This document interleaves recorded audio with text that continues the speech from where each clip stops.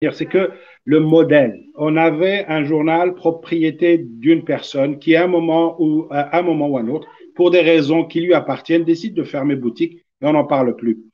Dans toutes les démocraties, les gens qui sont au pouvoir, les partis politiques, les élus, ont une vision de l'utilité de la communication et de la liberté de la presse et de la liberté d'expression. À partir de là, la nécessité d'avoir supports ne se pose même pas. Ce n'est pas une question qui se pose. Les députés, on le connaît à la ici au Québec, au Canada, le gouvernement a mis de l'argent, des millions de dollars pour soutenir la presse parce que, non pas parce qu'elle a des problèmes de diffusion, mais parce qu'il y a un modèle économique qui est en train de changer et qu'on est obligé de passer à autre chose, de sortir du modèle du papier, même pour la télévision, la radio, ça se pose, pour aller vers le numérique, etc. Et donc, il y a de l'argent qui est injecté pour pouvoir payer les gens, pouvoir maintenir en vie les entreprises.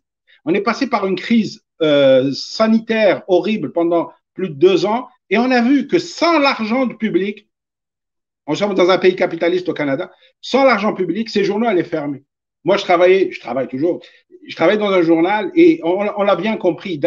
Aux 2 premières semaines de la crise, il fallait qu'il y ait de l'argent qui rentre du gouvernement pour pouvoir se maintenir en vie. Et ce système-là se perpétue. En France, je sais que pour maintenir en vie un certain nombre de journaux dans certains endroits, certaines régions, pour que justement il n'y ait pas ce qu'on appelle une éclipse, pour qu'il n'y ait pas un trou, donc, on maintient en vie des journaux, même si les tirages ne sont pas énormes, mais on subventionne ces journaux-là parce qu'il y a la nécessité de l'expression, la nécessité de pouvoir trouver des supports pour s'exprimer qui doit être garantie. Et elle est garantie par qui? Par l'État.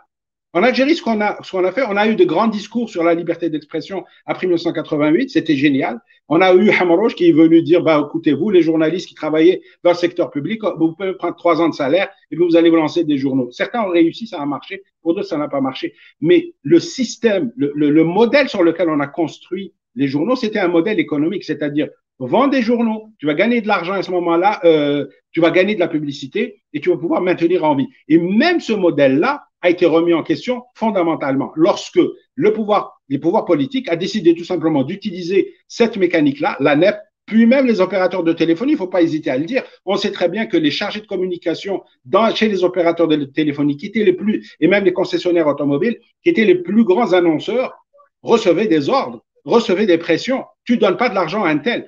Et puis eux-mêmes appliquaient cette même politique. Un article sur tel opérateur qui a posé une antenne sur un immeuble, il y a de l'eau qui coule, on est en train de casser une dalle, il y a des gens qui reçoivent de l'eau chez eux, ben, on ne pouvait même pas l'écrire. Pourquoi? Parce que l'annonceur, il s'appelait Jay-Z ou Ridou, je ne sais pas qui. Donc, il y a quelque chose quand même de grave là-dedans. Il y a comment, une situation où on a transformé les journaux en clients et à partir de là, il y a un problème. Alors que si les pouvoirs publics avaient pris des décisions claires, comme ça se fait dans toutes les démocraties dans le monde, c'est-à-dire on va assurer la survie des gens selon un certain nombre de conditions et de critères, eh ben, je pense qu'aujourd'hui, les journalistes de liberté auraient trouvé les moyens de pouvoir peut-être pas continuer liberté, mais continuer l'aventure intellectuelle et maintenir en vie un support médiatique avec des professionnels qui savent faire leur métier.